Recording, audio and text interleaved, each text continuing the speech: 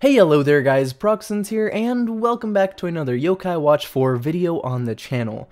So today we're going to be taking a look at some recently released Yokai Watch 4 news, which includes some details about naviwoof and details about the battle system, as well as some new information about 4 new yokai. So without further ado, let's move on to the details about naviwoof.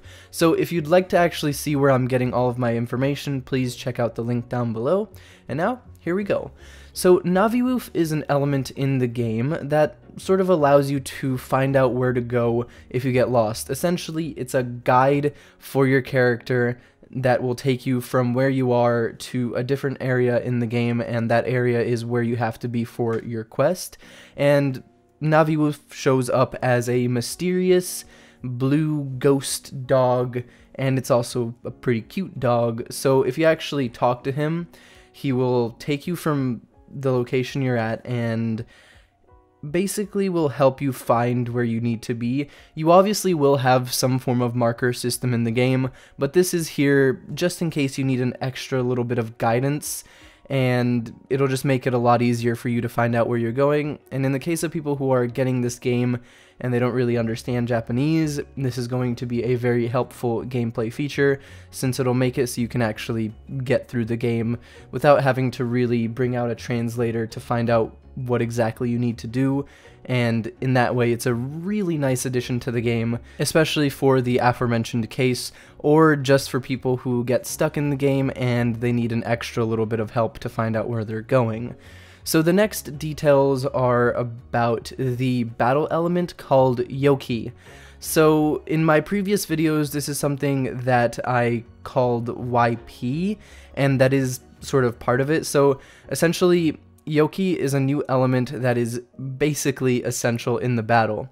So watchers can use attack or party recovery skills with the Yoki that is absorbed from enemy yokai via the Yokai watch. So the way you actually absorb Yoki is by using the Yokai watch on an enemy yokai, and this will make it so you charge up the little YP gauge, and that'll make it so you can use certain abilities with your yokai watch, such as the Yoki shot. So the Yoki shot will fire a shot of Yoki energy right at an enemy yokai, even if they are pretty far away on the battlefield. And then you have a few different things you can use. You have the energy send, which allows you to take your Yoki that you've absorbed from the enemy yokai and use it on one of your ally yokai to actually heal them up if they are running low on HP. And you can do this to any of your yokai. You just have to target them with the yokai watch and then start using your Yoki points. So you also have the piercing spiral attack, and this is an attack that is going to pierce multiple nearby enemies with a sort of reddish beam that goes straight towards them and does a pretty good chunk of damage. So this one and the previously mentioned Yoki shot are the two currently known attacks that you can use the Yoki points for, but it is very likely that there will be a bunch of other skills available as you go through the game, and the most likely case is that once you get to a certain point in the game, you'll be able to unlock new healing abilities or new attacking abilities, and it's possible that you'll be able to get even more stuff from there. Like, it might not be limited to only attacking or only healing. You might have things that do defense or other things along the lines of that. Basically, you'll have more features as you go through the game, and it's not only limited to these 3 that are shown thus far. So that is it for the discussion about the new details in regards to the features, but now let's take a look at some of the new yokai. And in this discussion, we're also going to be taking a look at some of the origins behind each of these yokai here. So the first one that we know about is the Gyuuki. So the Gyuuki is a brutal yokai said to be born from the revengeful spirits of a wild ox and a poisonous spider. It is said that deadly poison that comes out of its claws and horns gradually torments and devours its human prey. So this is a yokai in Shin's world. and it's a pretty terrifying yokai based on its background here. But if we actually take a look into some more of its details, essentially it is a yokai with the head of a bull and the body of an oni. So the body itself is said to resemble an oni, but it's more so a giant spider. So the thing with the lore behind it is that in different regions of Japan, the yokai has different stories behind it. In some regions, the yokai will steal fish from a fisherman's boat. In some other areas, it sort of just devours a person's energy or soul.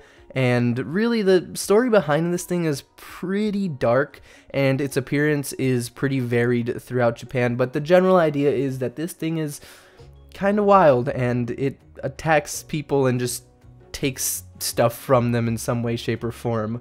So it's going to be interesting to see how this is going to be incorporated in the game, because I have a feeling it's going to be a pretty terrifying boss. So moving on from there, we have Shirokuma, and this is a yokai that possesses human infants and causes demonic disobedience one child after the next.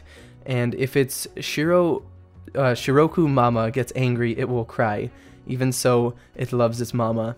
Keep in mind, I'm reading this off of the source that I mentioned. So in regards to this yokai, I wasn't really able to find too much in terms of its origin, but I did find one thing, and it is the Onikuma, which sort of has the same ending to its name there, but Kuma does mean bear, so it does make sense that it would have the same ending. Anyways, the Onikuma is a demon bear that was super duper strong, and it came down from the mountains and sort of stole horses and cattle from the human villages.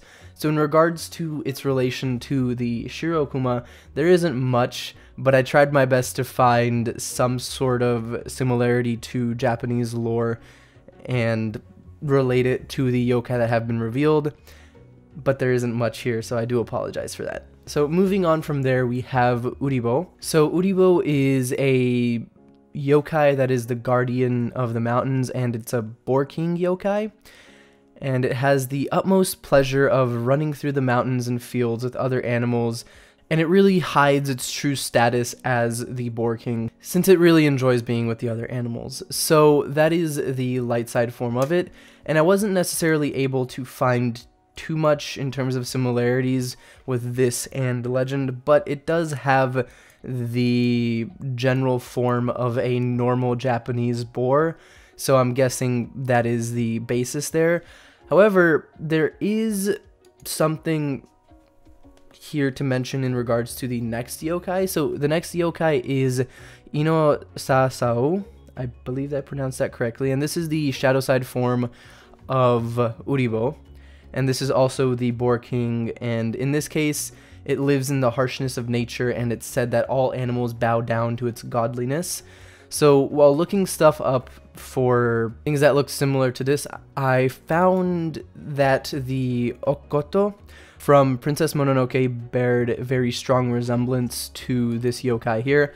Obviously, in this case, it's more so designed to have the green and the purple sort of yokai vibes going on to it, but in both cases, this yokai and the creature in Princess Mononoke were boar gods in the mountain area, and they both sort of like had all these other creatures worshipping them, and that's where I think a general idea for this yokai came. But it's quite possible that there are more so legends in terms of the Japanese boar, but as a mountain god, but I wasn't really able to find much in regards to that.